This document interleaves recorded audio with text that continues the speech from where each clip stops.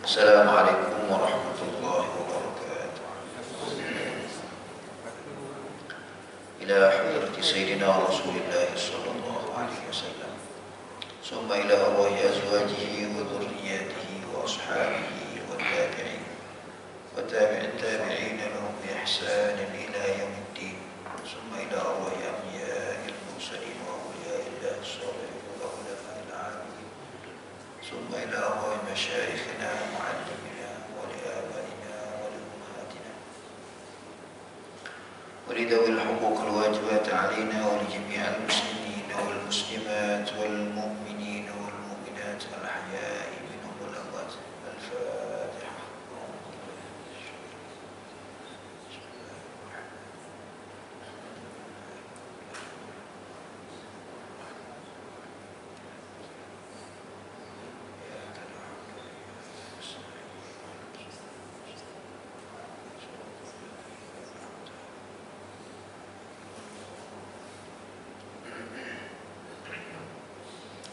Alhamdulillahi Rabbil Alamin. Wassalatu wassalamu ala ashrafil anbiya'i wal mursalin Sayyidina Maulana Muhammad wa ala alihi wa ashabihi ajma'in. Qala rabbi shrah li sadri wa yassir li amri wahlul 'uqdatam min lisani yafqahu qawli. Allahumma nawwir qulubana bi nuri hidayatika kama nawwarta al-ardha bi nuri syamsika abadan abada bi rahmatika ya arhamar rahimin. Tuan-tuan dan rahmati Allah Subhanahu wa taala. Alhamdulillah, kita akan sambung kembali kitab kita pada muka surat yang keempat ni, sebelah atas, hampir tengah, sebelah atas hampir di tengah-tengah.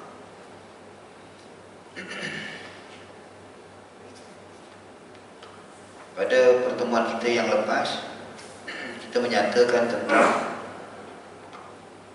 dalam kitab ini, iaitu Tajul Arus Al-Hawi li Tahdhib An-Nufus ini, pengarang Syekh Ibnu Athaillah menyebutkan tentang beberapa syarat yang sempurna. Disebutkan dalam kitabnya,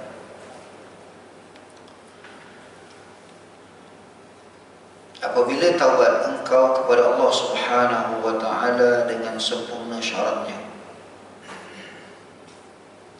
nescaya hilang bekas dosa yang hitam pada hati itu.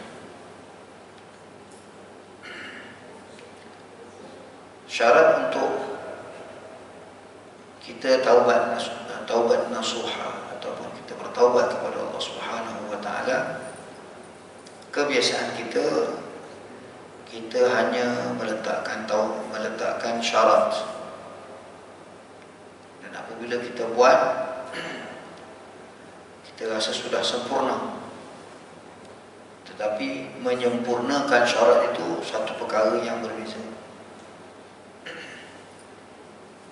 Seperti juga rukun iman dan rukun Islam kita tahu rukun iman dan rukun Islam, tetapi kita terlupa dalam menyempurnakan rukun iman dan rukun Islam kita dengan beberapa syarat-syaratnya. Maka disebutkan oleh Syekh Ibnu Athaillah, dia kata bermula mengikut Nabi SAW, meletakkan kesempurnaan syarat, menyempurnakan syarat taubat tadi ialah mengikut Nabi. Seperti ayat mengikut Nabi ini kita biasa dengar. Misalnya kita sembahyang, kita puasa, sudah tentu kita ikut Nabi SAW. Bermula dengan niatnya, sahabatannya. Tetapi dalam perkara berkaitan dengan taubat ini, untuk kita mengikut Nabi SAW itu terbahagi kepada dua bahagian. Mana kedua-dua bahagian ini perlu disempurnakan syaratnya.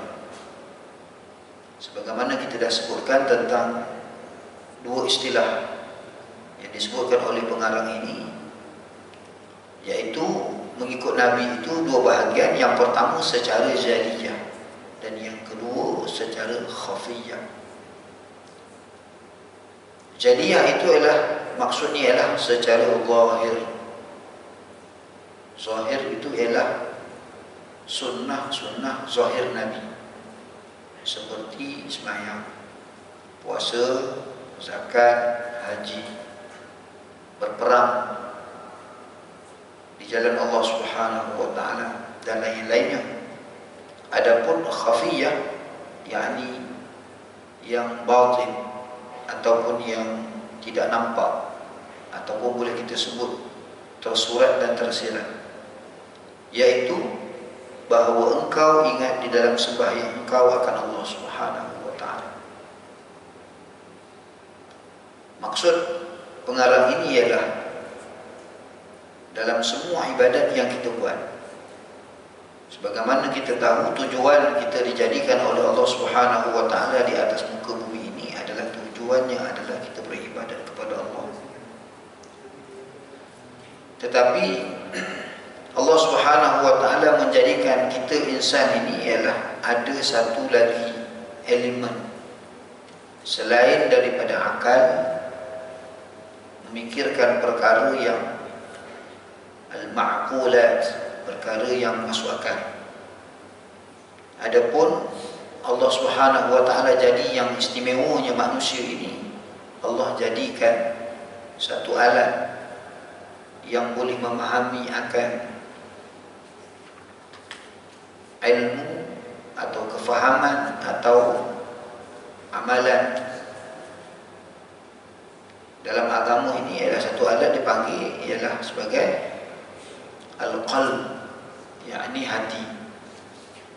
Inilah yang membezakan antara keimanan yang sebenar dan juga keimanan yang palsu. Kerana keimanan kita kepada Allah Subhanahu wa taala tidak cukup hanya percaya. Kerana ramai di kalangan kita yang percaya tetapi tidak yakin. Sebab itu dalam akidah Islam, akidah Ahlussunnah wal Jamaah, kepercayaan itu mestilah diikuti dengan keyakinan kepada Allah Subhanahu wa taala, kerana nak membezakan ataupun nak membezakan antara seorang itu mukmin ataupun munafik. Maka disebutkan dalam ibadah itu, apabila kita nak menyempurnakan syarat antara ibadahnya ialah taubat kepada Allah Subhanahu wa taala, mestilah kita ingat kepada Allah taala di dalam hati kita. Ingat itu ialah ingatan yang banyak, bukan ingatan yang sedikit. Maka dikatakan bahawa di sini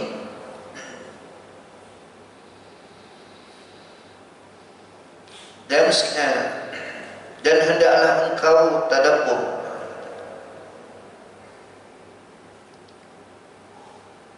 dan mengikut khafiyah, yakni tersembunyi, bahawa engkau ingat dalam sembahyang engkau akan Allah Subhanahu wa taala, dan jangan engkau ingat pekerjaan dunia yang lainnya, dan hendaklah engkau tadbir ataupun tadabbur pada ayat yang engkau baca dan sekalian bacaan di dalam sembahyang. Maka apabila engkau berbuat taat dan ibadah seperti sembahyang dan membaca firman Allah, yakni baca Al-Quran, dan tiada ada engkau dapat padanya barang yang tersebut dahulu itu di dalam hati engkau. Sebelum ini kita membaca Al-Quran, adakah hati kita ingat kepada Allah ataupun hanya lidah sahaja kita membaca Al-Quran? Disuruh kita tengok dalam ibadat kita seperti solat. Dalam solat kita ingat tak kepada Allah?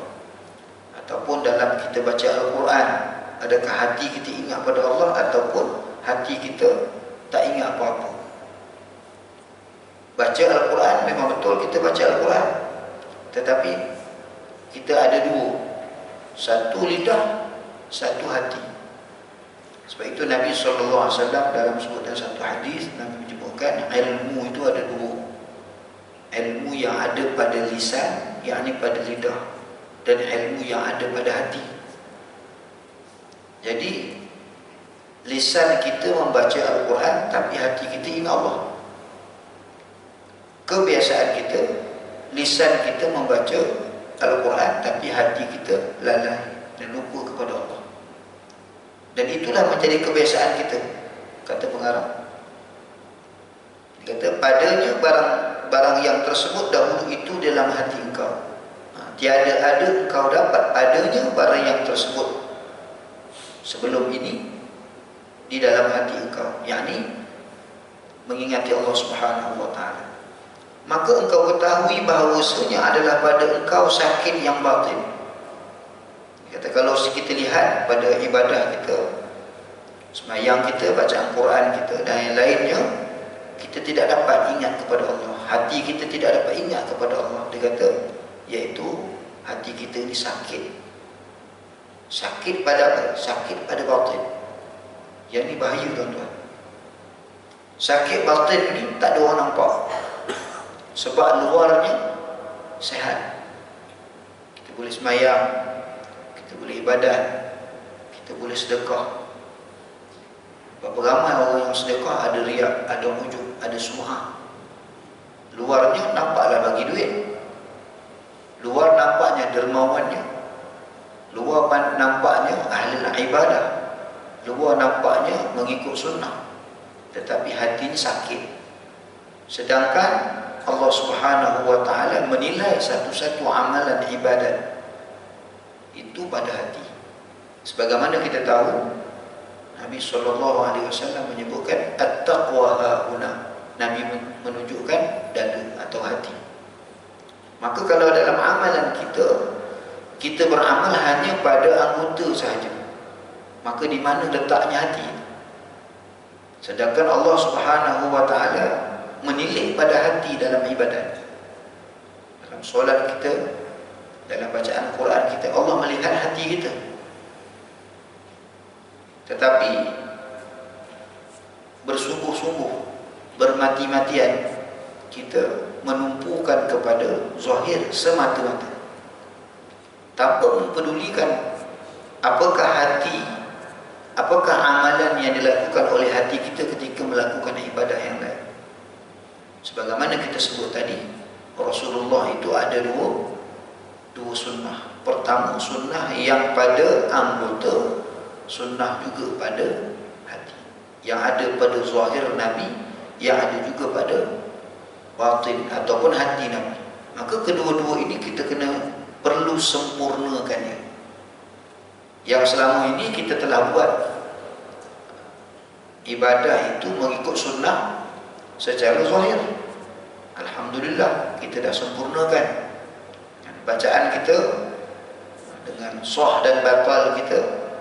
Tetapi bagaimana pula tentang kesungguhan kita menumpukan hal perkara yang berkaitan dengan hati? Padahal menyempurnakan hal keadaan hati ini lebih penting, kerana Allah Subhanahu wa ta'ala menilai amal ibadat itu pada hati, tetapi kita terbalik.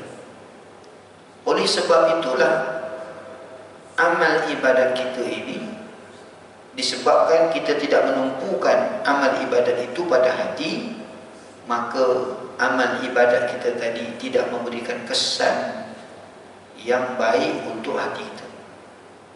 Sebab itu kita tak pelik ramai orang pada sudut mata dan pandangan kita baik pada kelakuan, baik pada rupanya, tetapi buruk pada sifat.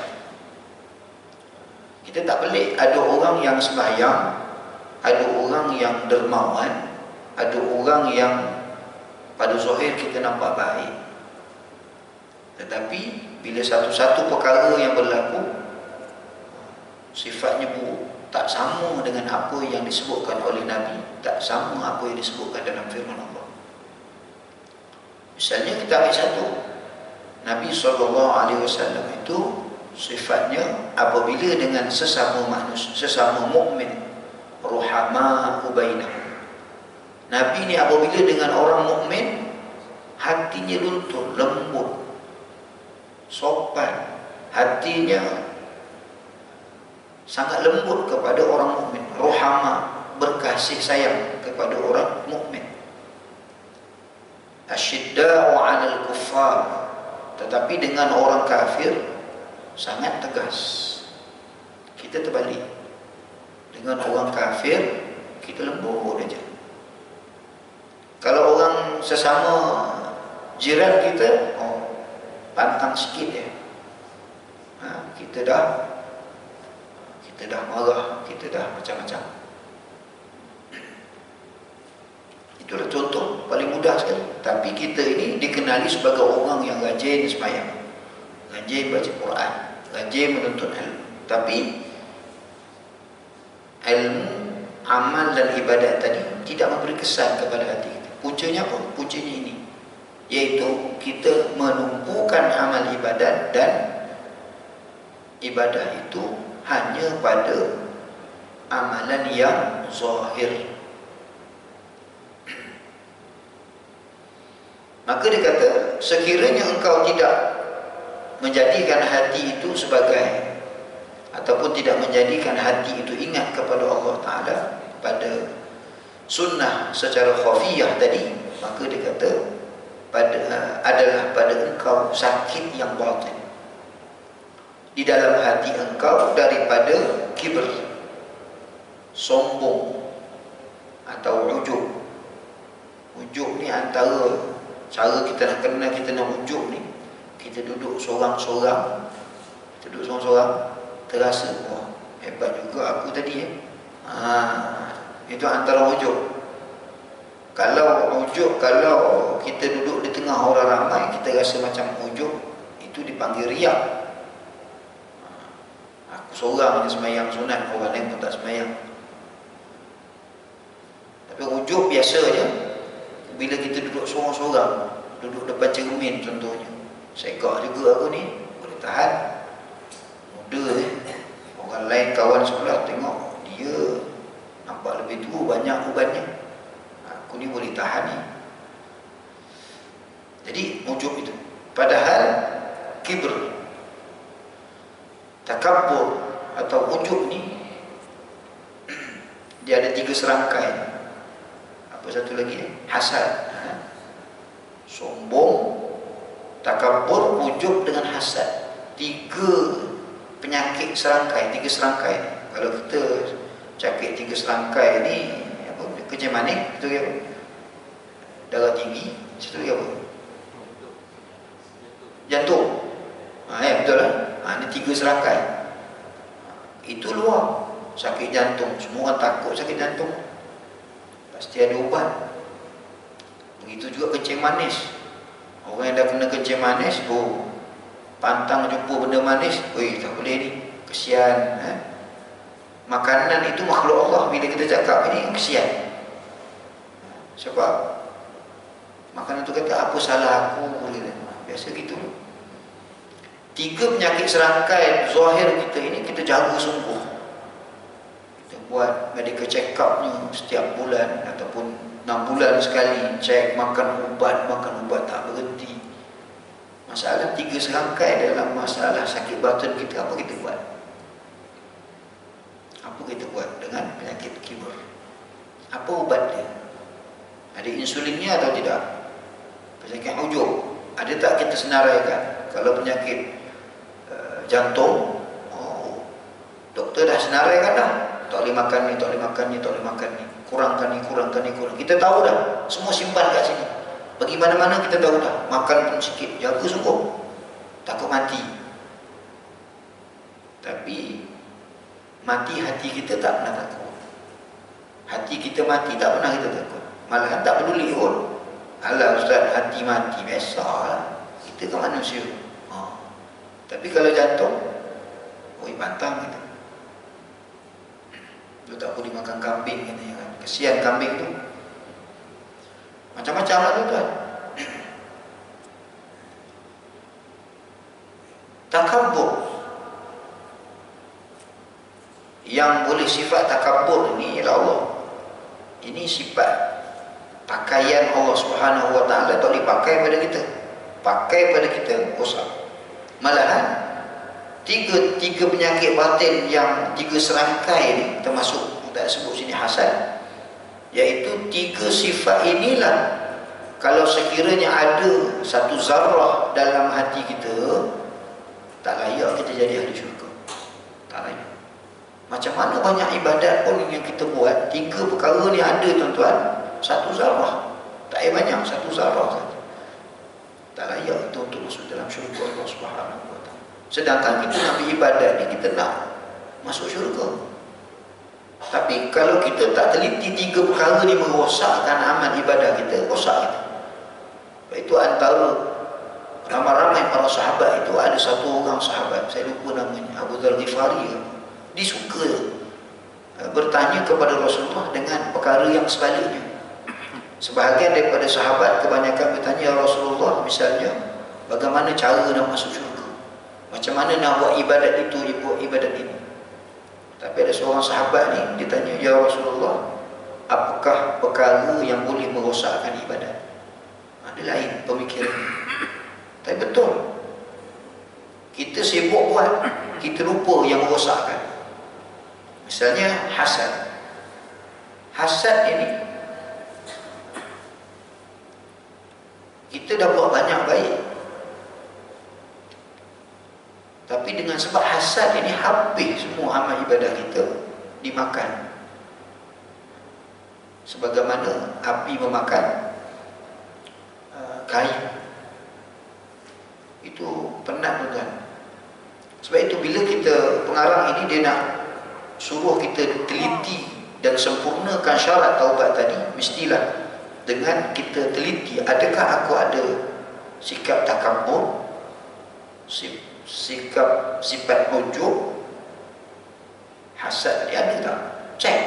Sebagaimana kita cek pada diri kita 6 bulan sekali medical check up kita tahu bacaan gula kita, darah kita, kemudian kita letakkan setiap daripada penyakit itu ubat-ubatnya. Begitulah juga sikap takabur kita, apa ubat dia? Ujub, apa ubat dia? Hasad, apa ubat dia? Kita kena dah tahu, bukan biar saja. Kadang-kadang kita dengar ceramah ustaz-ustaz sedap, sifat mahmudah, sifat mazmumah, tapi apa tindakan yang kita buat untuk diri kita, bukan untuk orang. Yang lain daripada yang demikian itu, mana ada lagi sakit batin selain daripada apa yang disebutkan tadi. Kerana firman Allah Subhanahu wa taala, sa'usarrifu an ayati alladhina yatakabbaruna fil ardi bighairi al-haqq. Disikap orang yang takabbur. yakni aku yang memalingkan orang-orang yang menyombongkan dirinya di muka bumi tanpa alasan yang benar dan tanda-tanda kuasa. Orang yang sombong, yang takabbar ni, kita dah sebut sebelum ini, takabur ni sifat syaitan, yang mana apabila dia buat jahat sepatutnya ditaubat, tetapi dia takabur. Berbeza dengan Adam, buat salah tapi taubat. So dua makhluk ini makhluk Allah, tapi dua pendekatan yang berbeza. Adam memilih untuk bertaubat, maka Allah Ta'ala redha dia, Allah ampun dia. Adapun Iblis engkar perintah Allah, maka dia takabbar, aba wastakbara, dia enggan dan dia takabur, maka tempatnya di neraka jahanam selama-lamanya. So manusia kita ini, kita melihat dua watak ini, watak kejadian Nabi Adam dan juga Iblis. Walaupun kita bukan dari kalangan Iblis, tetapi sifat Iblis ada dalam diri kita, sebagaimana Allah Ta'ala sebut dalam Quran juga. Ada syaitan yang ada manusia yang bersifat syaitan, yang bersikap dengan sikap syaitan atau iblis.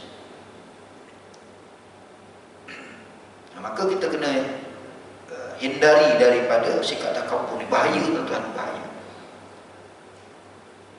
Maka dia kata, Allahu a'lam lagi akan aku tolak daripada ayatku mereka yang takabbur, mereka itu dalam bumi dengan tiada sebenarnya, maka adalah umpamanya seorang yang sembahyang dan membaca Quran yang tiada padanya hudur. Hudur apa? Hudur pada hati. Mana orang takabbur ni juga termasuk apabila dia sembahyang, apabila dia membaca Al-Quran, tetapi hatinya lalai. Hudur lawannya ghaflah. Maka antara orang yang takabbur tadi adalah orang yang sembahyang dan baca Quran tapi tak ingat kepada Allah. Ini termasuk juga takabbur. Dan tadabbur, hudur hatinya, ingat Allah Subhanahu wa taala dan meneliti dia, tadabbur akan apa yang dibacanya, akan apa yang dibuat. Seperti orang yang sakit di dalam mulutnya gula padahal pahit rasanya. Kalau orang ulcer ni tuan-tuan, rasa letak gula pun lidah kita rasa lain, pahit rasanya. Maka bermula seorang yang memperbuat dosa dan maksiat serta menghina akan dirinya dan berkehendak kepada Tuhannya, iaitu terlebih baik daripada seorang yang memperbuat ibadah dan taat. Dia nak kata kat sini apa tuan-tuan? Dia nak kata orang yang buat maksiat tapi dia menghinakan diri dia, dia nak kepada Allah, dia nak keampunan daripada Allah, lebih baik daripada orang yang buat taat tetapi yang tidak hadir hatinya kepada Allah Subhanahu wa taala. Kenapa? Buat taat tapi angkuh di hadapan Allah Taala. Angkuh tak apa? Kerana hatinya tidak hadir. Contohlah, kita panggil anak kita, kita peluk anak kita, kita pun kata pada anak kita, saya abah sayang Alung, tapi sambil tengok handphone. Peluk anak, tangan sebelah kanan pegang handphone, duk buka baca-baca handphone, bisik kat telinga anak, abah sayang Alung. Agak-agak tuan-tuan, apa maksudnya tu? Perbuatan tak sama dengan apa yang diucap.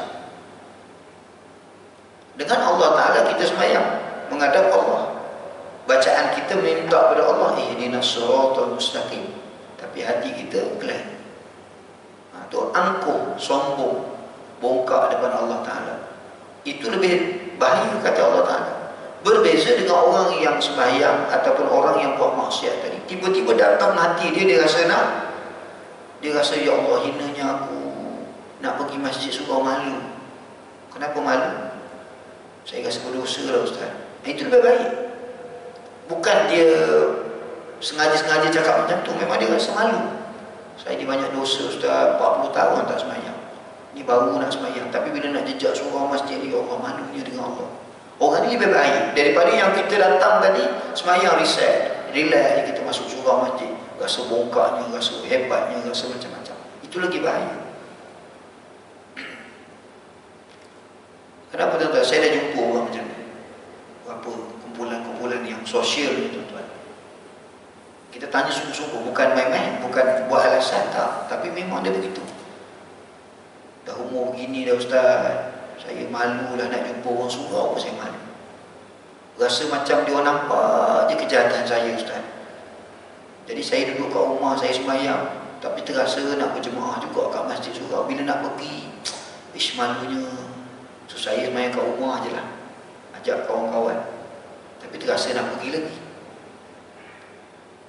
Kalau kita ajak dia, simpanlah duit pergi umrah, ya Allah lagi malu lah Ustaz di hadapan Kaabah tu, tempat orang soleh. Jadi jawapan itu kita nampak, jawapan kesedaran, jawapan hadir hati dia dengan Allah Ta'ala. Dia rasa hina depan Allah, dia rasa kurang depan Allah, dia rasa nak pada Allah tapi malu pada Allah. Bagaimana kita orang yang ibadah, kita sembahyang, kita baca Quran, ada tak rasa hina kita depan Allah? Ada tak kita rasa hadir kita depan Allah? Ada tak kita rasa macam dengan Allah kita perlu Allah? Kebiasaannya tak ada. Sebab kita dapat buat. Kenapa pula kita rasa tak hadir hati kita? Kita dapat taat, kenapa pula kena hina hati kita? Itu beza. Sebab itu orang yang buat maksiat ni tuan-tuan kena jaga-jaga. Jangan kita hina dia. Di hadapan Allah Ta'ala lebih baik taubat dia. Kenapa? Dia buat jahat, kemudian dia bertaubat kepada Allah. Dia rasa betul kejahatan itu sangat menjijikkan. Kita orang yang buat ibadat ini, kita boleh sembahyang, boleh apa, kita tak pernah rasa pun jijiknya meninggalkan sembahyang. Orang yang pernah meninggalkan sembahyang, dia rasa, ya Allah, berdosanya aku. Tapi kalau kita orang yang dah sembahyang ni, kita rasa, oh, aku dah cukup dah sembahyang, tak pernah tinggal, tak pernah rasa. Sebab itu orang yang bertaubat itu kadang-kadang kita lihat kesungguhan taubat itu, kalau dia menangis dengan kesilapan, dia menangis dengan penuh bersungguh-sungguh. Berbeza dengan kita. Kita menangis juga, tapi dosa yang tadi atau yang semalam. Orang yang berdosa bukan yang semalam. Dia berdosa, dia ingat dosanya daripada dulu lagi. Kita jadi double standard gitu. Itu bahaya tuan-tuan. Orang yang ibadat ni lagi bahaya.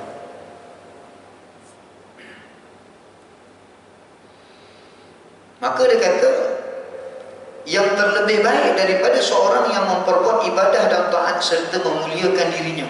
Dia rasa dirinya mulia. Jalan pergi masjid, balik masjid. Pergi masjid kita nampak ada orang kampung kita duduk kat kedai, warung kopi, tengah minum. Balik pada masjid nampak lagi. Tiba-tiba terasa kat hati kita, pakcik ni dah tua macam ni pun tak erti bahasa ke? Ubat dah keluar, gigi dah rongak. Kenapa tak pergi sembahyang ni? Kita rasa diri kita mulia daripada dia. Habis tuan-tuan. Dan menuntut takabur kepada hamba Allah. Kita takabur, kita rasa sombong kita daripada dia. Ni bila ni nak pergi masjid ni, dah tua dah pun, kubur kata mari dah. Cara kita bercakap pun takabur.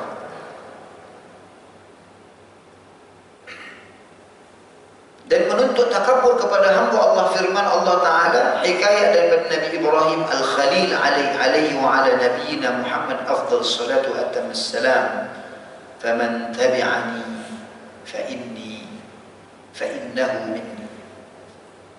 Allahu a'lam, maka barang siapa yang mengikut ia akan daku, maka bahawasanya daripada aku. Maka adalah mafhum ini ayat, bahawasanya seorang yang tiada mengikut ia akan dia, tiadalah ia daripadanya. Kata firman Allah Ta'ala ini cerita tentang Nabi Ibrahim terhadap Nabi kita Nabi Muhammad SAW. Kata firman Allah Ta'ala, faman tabi'ani fa'innahu minni. Siapa yang ikut aku, dan dia daripada golongan aku.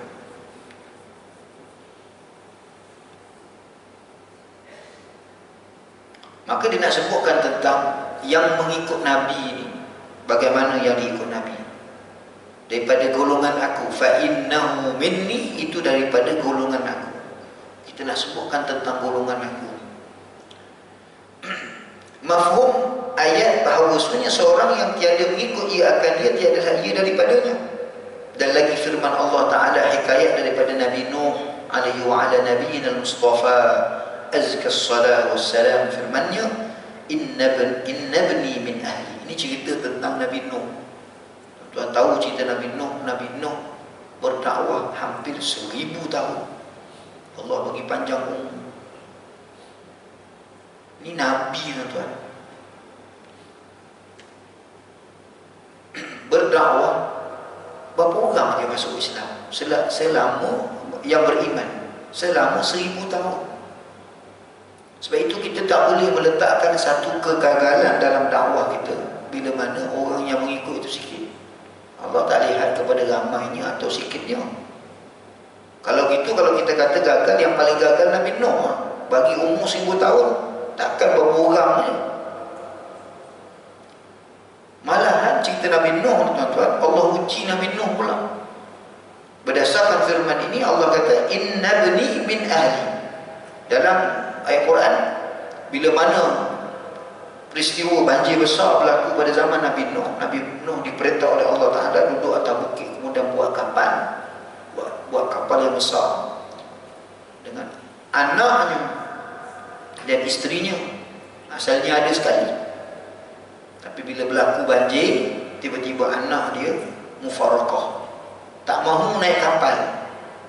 Dia nak sendiri-sendiri sebab aku pandai berenang ke, aku pandai apa pun tak tahulah. Dia jawab macam tu. Maka bila berlaku anak dia terpisah, tak nak naik dengan kapal dia nak sendiri. Ketika begitu, Nabi Nuh pun minta kepada Ya Allah, Kau Maha mengetahui, itu anak aku. Inna bni min ahli, itu anak aku. Dia di kalangan ahliku. Dia adalah darah daging aku. Minta pada Allah macam tu. Maknanya Nabi Nuh, dia berdakwah kepada manusia. Tetapi bila dalam saat getir tadi, tiba-tiba anaknya berpaling daripada dia. Maknanya ini ujian, tuan-tuan. Para asatizah, para ustaz, para ulama, tuan-tuan, diuji Allah Ta'ala begitu. Orang yang dekat dengan dia itu banyak yang tidak ikut. Itu bukan kegagalan pada ulama ataupun pada orang itu, tidak. Bila Allah uji dengan seberat-berat itu, tuan-tuan, kita tak tahu. Kita kata, apalah kata ulama sangat, anak dia pun tak pakai tudung. Wah, sedap betul kita cakap, tuan-tuan. Lepas tu boleh tak kita kata pada Nabi Nuh, bukan bangsa anak Nabi Nuh yang tak pakai tudung, tuan-tuan, tidak beriman kepada Allah terus. Malahan Allah Ta'ala sebut dalam ayat ini, Allah seolah-olah Allah nak katakan, wahai Nuh, itu bukan anak kamu.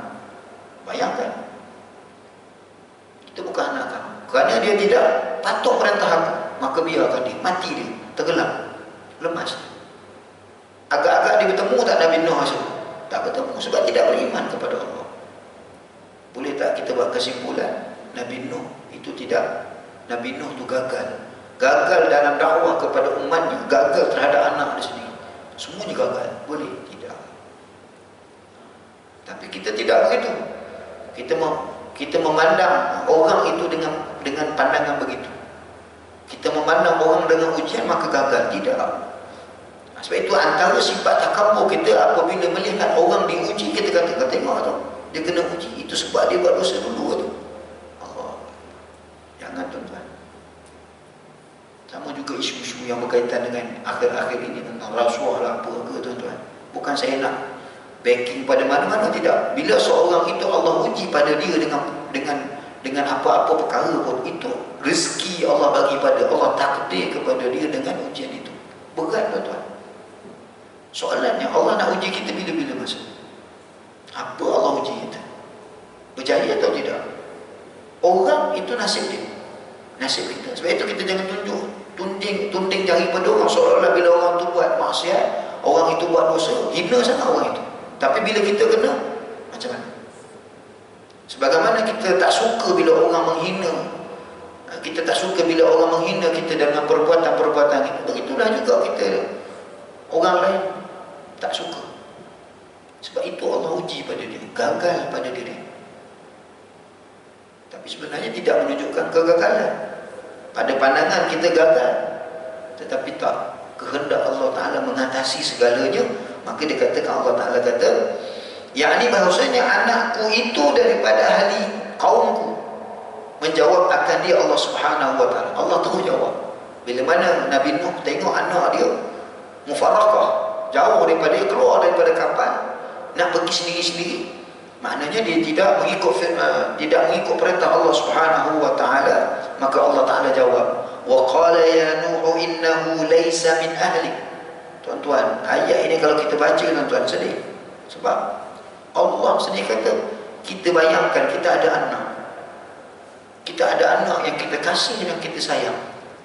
Tiba-tiba Allah kata, itu bukan anak kau. Oh, tuan-tuan, apa perasaan kita? Hancur, tuan-tuan, hancur. Kita dah jaga dia, kita dah didik dia, kita dah bagi makan dia, kita dah macam-macam kita buat ke dia, habis harta kita ni. Tiba-tiba nak kahwin, dia pilih pilihan dia, tak pilih pilihan kita. Wah, kita kata inilah anak derhaka. Seorang ayah, seorang ibu, hancur hati kita. Bayangkan Nabi Nuh Allah uji begitu. Tiba-tiba Allah perintah, ya qala ya Nuh innahu laysa min ahli. Itu bukan daripada kaum, itu bukan anak kau. Soalan begitu. Allah, macam mana perasaan Nabi Nuh?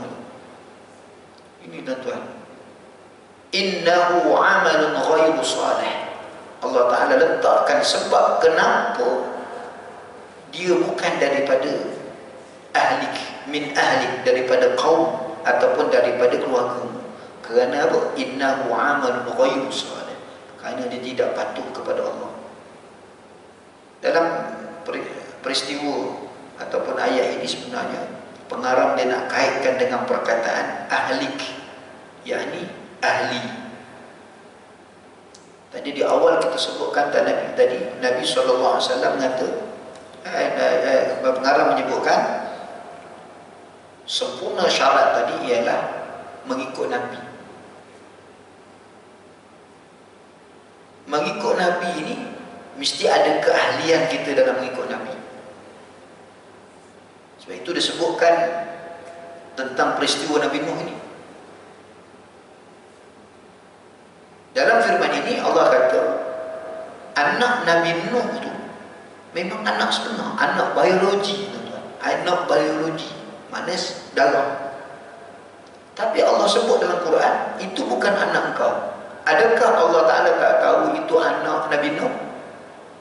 Maha suci Allah Ta'ala daripada tak tahu. Tapi kenapa Allah Ta'ala kata laisa min ahlik? Allah menafikan anak Nabi Nuh itu bukan anak. Itu menunjukkan apa? Menunjukkan kategori ahli ini ada dua. Pertama, hubungan kita dengan anak kita ada dua. Hubungan pertama adalah hubungan darah. Hubungan kedua nanti disebutkan di sini. Yakni firman Allah Ta'ala, hai Nuh, bahawasanya anak itu tiada ia daripada ahli engkau, kerana bahawasanya ia memperbuat amal yang tiada soleh, maka bermula mengikut itu menjadikan orang yang mengikut itu akan orang yang diikut. Ini ayat di pusing-pusing. Orang yang diikut, dan jika ia ada daripada orang yang lainnya, bermula mengikut itu menjadikan orang yang mengikut itu akan orang yang diikut. Ini kul in kuntum tuhibbunallaha fattabi'uni yuhibbukumullah. Ini ayat dia. Bila mana kita nak ikut seorang itu, dengan ikutan itu mesti kita kena ikut dengan kasih dan sayang. Ini kita dah sebut sebelum ni. Seolah-olah suku-suku dia kata. Ada orang ikut tapi tak nak taat. Ada juga.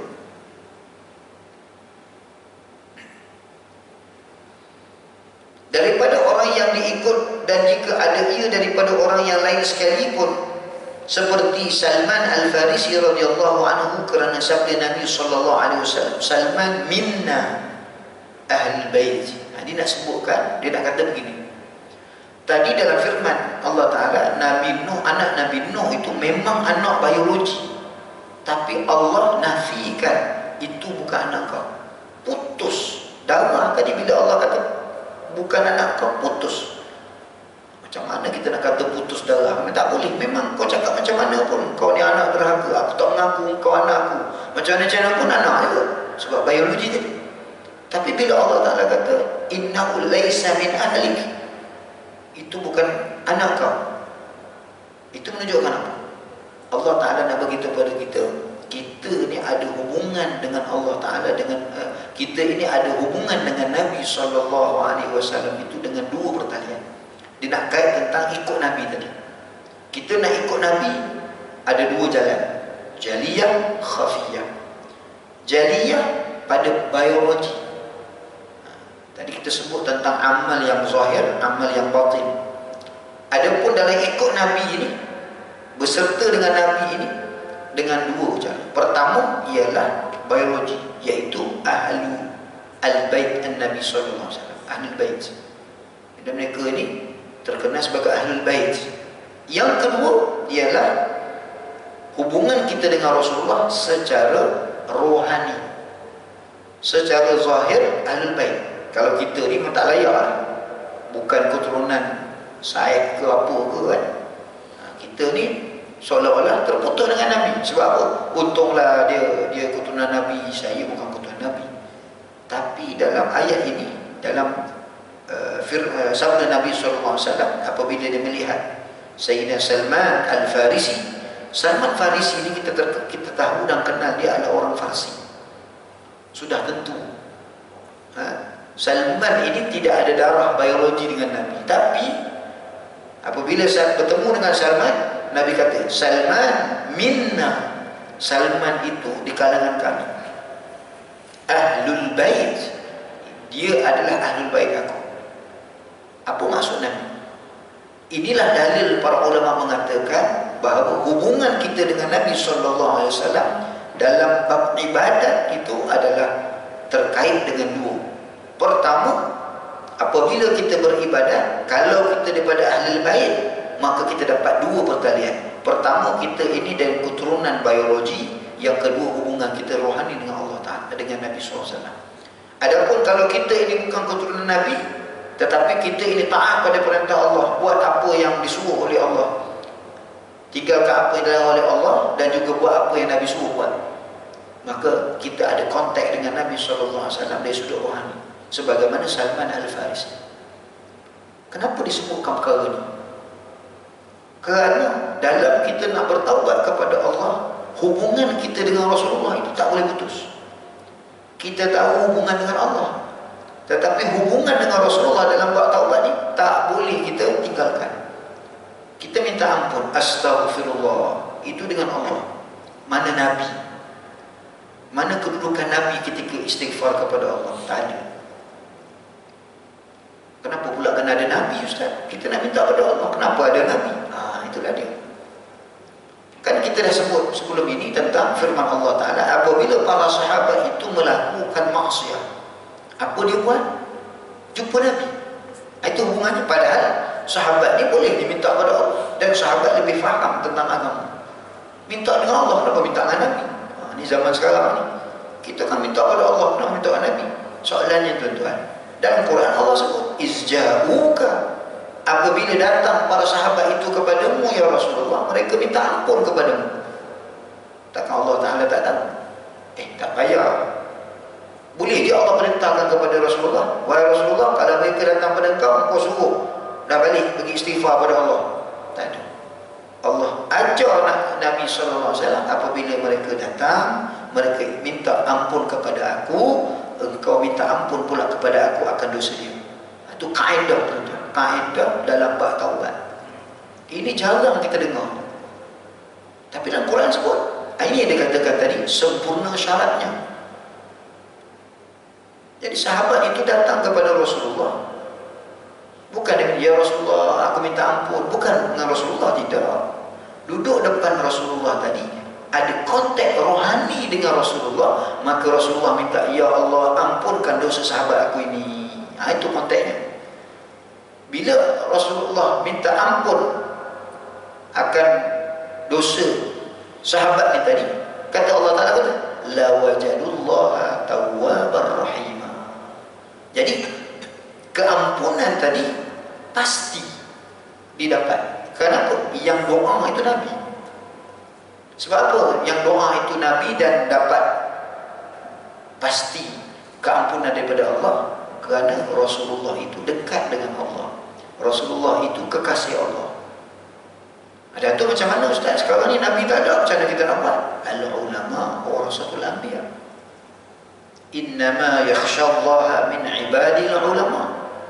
Maka kita kena dekat dengan ulama. Kita buat satu-satu perkara yang maksiat dalam hidup kita, kita boleh cari ulama.